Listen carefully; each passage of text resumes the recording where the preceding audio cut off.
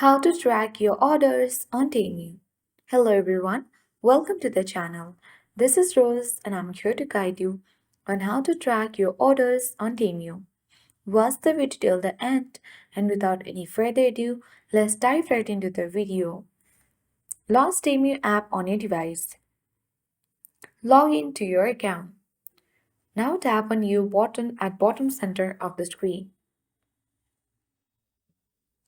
Now tap Your Orders, and now you need to select Self-Service to find order. Then simply on the next page, you will find different options. The first one will be to provide an order ID. Second one to provide phone number. Third one to provide email address, and fourth one to provide payment informations. From there, you can pick any one. So let's say you can pick email address. All you have to do now is to enter your email address and tap on the orange button that says Find Orders, and then you'll be able to find your orders in this way.